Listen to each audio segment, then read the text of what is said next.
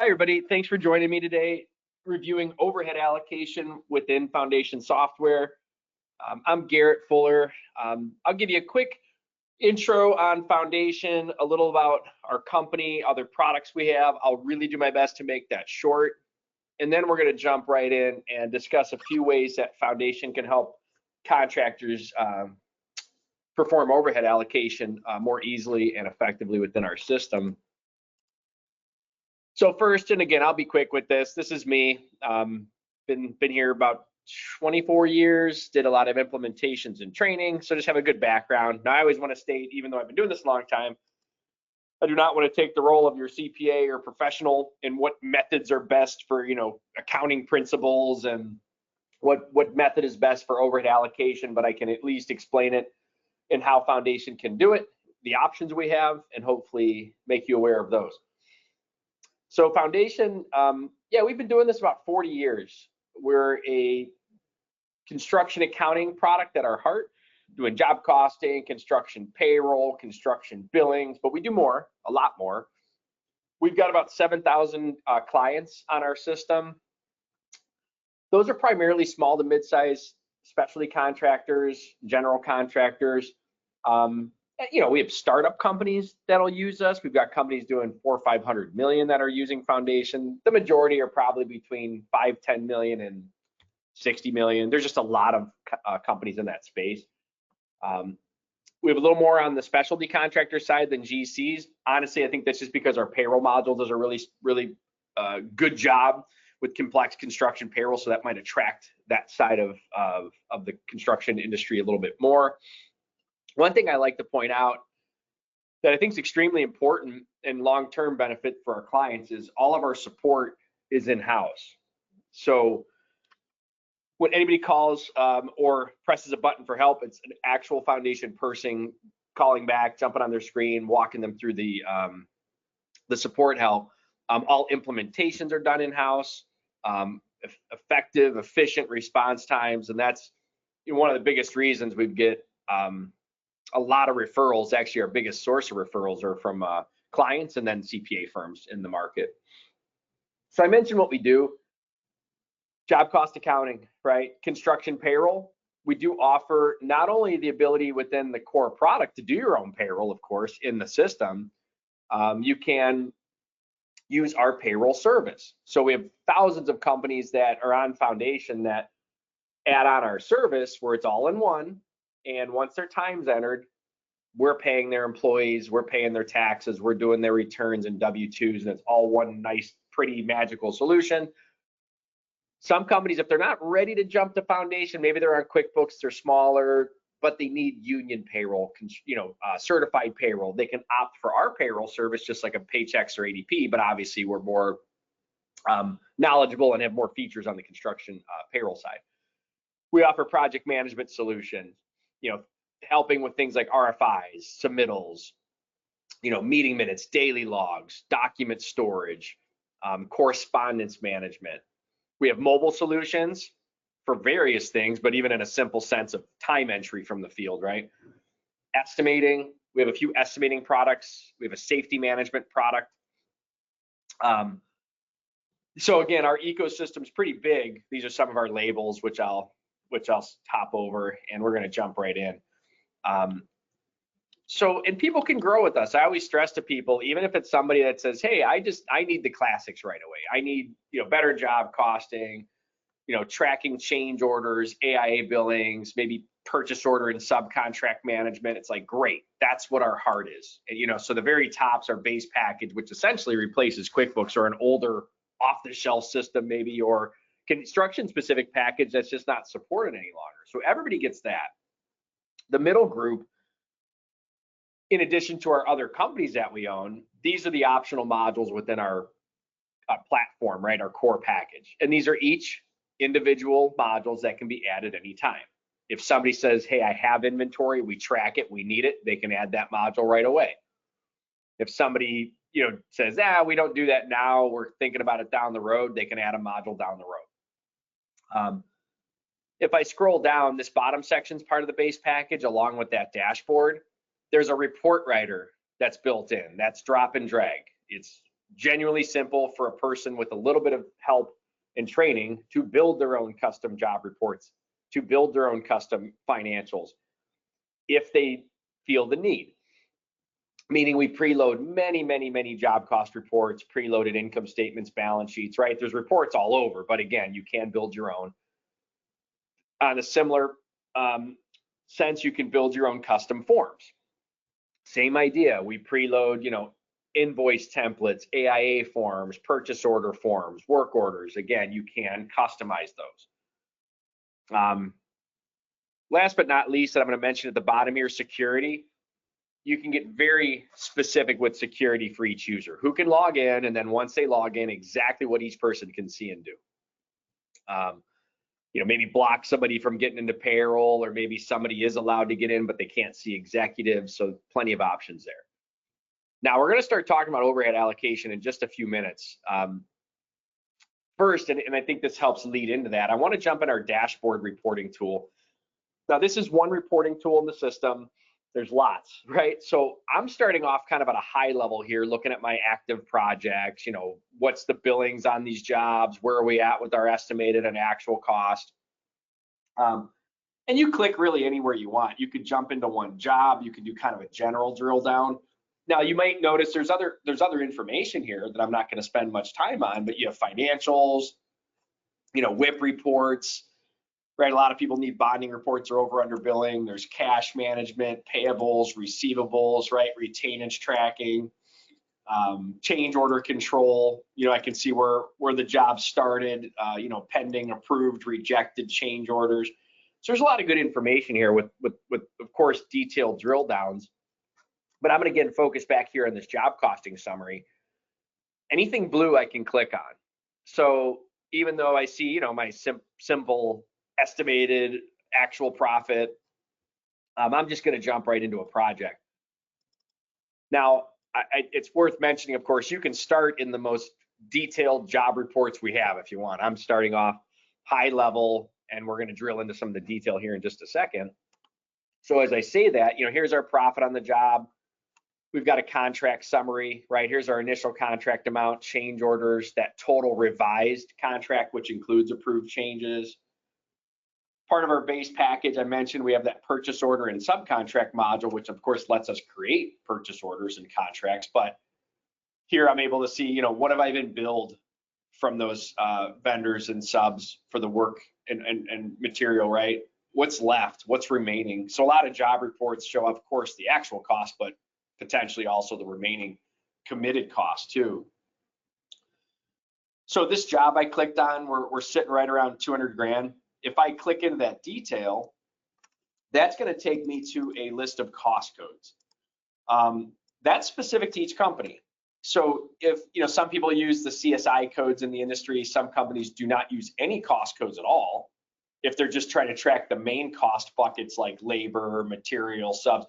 So at a minimum, our clients would see something like this, right? Where they see their total cost broken down by those main categories or others, right? You can expand on that. But for people that use cost codes, you'd see, potentially labor and material by different phases or activities being performed. Okay. That being said, I want to focus on burden. So this task, whatever that is, subsurface investigation, it shows we're at about $19,500 in cost. About 4,000 of that was labor, and almost 1,000 of that is burden. So this burden is the exact overhead from that labor for FICA, FUTA, SUTA, workers' comp, fringes, general liability insurance. So our payroll module is already going to hit your jobs with that over your employer, right, burden from payroll. That's happening. Even if you didn't know it's happening, it's happening. There's reporting options where you can on the fly combine the burden with the labor, but it's beneficial that we do track it, we see it properly, and that cost is hitting your jobs. Not that it's a good thing, but it's a good thing to be able to see that number for reporting. Excuse me. Now, saying that, we then can talk about allocating overhead. And I usually stress that that's already there, right? Hey, before we come up with what we're going to do for allocating an overhead or our indirect expenses, know that the burden from payroll is really already there. So we're not like double dipping. For example, some people say like one of the methods is allocating from payroll. So as payroll's posted and processed through our system, there's options to say in this burden setup area, again, my default's already there, workers' comp, general liability, pseudo futa, some other things. But I might say, hey, on top of that, we want another overhead being allocated. You call it whatever you want. And I can say, well, what's that percentage? Is it 25%? Is it 30%? Whatever that is, right? So as payroll processes, it's going to take the wages and add another 30% on top of it in this example. You could also say, no, it's not a percentage, it's hourly, maybe $2 an hour or something, who knows. Now, at the bottom, if I said, well, that's not across the company, maybe it's different depending on the department or the trade or the person. So I could say, hey, look at the employee record. And on the employee record, I would have this field available. So I could say maybe on one person, it's 20%, one person, it's 40. Maybe if I leave it blank on a person, it'll go to the next field here and go, well, let's look at the trade that they're in, operator, labor, foreman. So if it finds it here, it'll use it. If it doesn't, it'll go to the next spot. If it doesn't find it in either of them, maybe it comes back here and uses just a default rate across the board. So point is, I can have various rates or percentages, not just one static one. But as payroll's calculating and posting, it's hitting job costing. So we'd see falling back here, right? I might have another cost code that says overhead or another cost type beneath these cost codes, like I have labor, material, subs, and burden, et cetera. I might have another one that says overhead or something like that, right? Or maybe I bundle it in with the actual burden. Who knows? Those are discussions that can be taking place. The next most popular way to do that in our system is through the general ledger. And so in our chart of accounts, we have an area where we can say, is this an overhead expense or a direct expense? There's specific options, but really that's the main variable. Is this an office like overhead expense or is it a direct job expense? And so if it's an overhead, I can actually say, am I going to allocate all of the dollars that go to this account to jobs or just half of them or something? I don't know when people would lower that or adjust it, but it's an option. So the idea then is we have a report in general ledger for overhead allocation. Now there's options, only, run it for the month, run it for one, maybe certain type of jobs, who knows? But I'm just running it for a sample group of projects. Theoretically, maybe it's all of your jobs, right? And so it shows the total cost, right? So it says we know each job's total cost. If one of these jobs is 25% of the total cost, it's going to look to allocate 25% of that overhead to the job, right? To that actual project. So it's proportional if that's what we're basing on. I'm going to scroll down. You can hit the GL if you choose to. I must have picked two random accounts for that, but you could also just hit job costing. So I can, with any of these overhead methods, it's like, do I want to hit GL? There's probably like a contra account, right, for the liability, or you're just hitting the job, but it's like, here's a preview of what, when I hit post, it's going to allocate that overhead to these jobs, right? The nice part with that is, in a sense, and there's pros and cons to all these options, but it's taking the actual overhead dollars that are there, right, that are in the GL. It's like, these are the numbers, that's what we're going to allocate. Again, there's some things in there where people say, well, it depends when those costs incurred. Does it make sense? But so that's one option. The first one we talked about is just creating that like percentage, whether it's a variable percentage based on different things. But as payroll calculates in post, hitting the jobs with the overhead from a rate or percentage of wages, or taking the system and having it allocate overhead based on what's in our indirect expense accounts versus our direct expense accounts. The third option is there's an area where we can enable just a percentage or rate in job costing specifically. So I could say, hey, not just with labor, like that last option, maybe take all costs on a job and add 10% or something to come up with this overhead. Again, do I hit the GL or not when I do this? Do I have a specific cost code or class to go to, like an additional overhead one or something? So I can do a percentage across the total. I can also say maybe it's a percentage by cost code. So I can pick any cost code or codes and say right here, maybe for this whatever temporary heat is, right? Maybe we're going to add on another 25% for overhead when we generate it, right? So I can have different percentages by cost code, or just one mass, company-wide percentage to generate, or a combination of those things, or by cost class, right? Maybe for materials, we're going to allocate another, 30%. Maybe on, equipment rental or something like that, we're going to do, a different percentage. So the idea is by cost code or cost class, I can do a percentage or just do a mass kind of across the board percentage, and then just do a generate overhead function. So it's similar to the other ones where it's automating it, it's populating the values. I didn't have any percentages or rates, but it's doing the same function where it's going to go, oh, okay, now I know the percentage across these values, and it's going to allocate that to the job to some overhead type category. So when we're looking at these reports, again, we not only see the standard stuff like labor, materials, subs, equipment, payroll burden, you'd see your actual overhead. So the three methods give some different customization. I know people over time, they might, if they do some type of percentage of wages or something, they can look at historical data and go, were we roughly right? Do we want to tweak this over time? Or, maybe there's some variables to that, because it's not an exact science per se of how that's done. So, the reporting back on that, there is a report writer in the system, which I mentioned earlier. There's about, I'm kind of guessing, but 40 plus job cost reports in the system. So however you want to see that data is pretty flexible, totally up to you. We do have, I believe, I know at our user conferences, I think we do some overhead allocation classes and courses that get a little bit more in the weeds.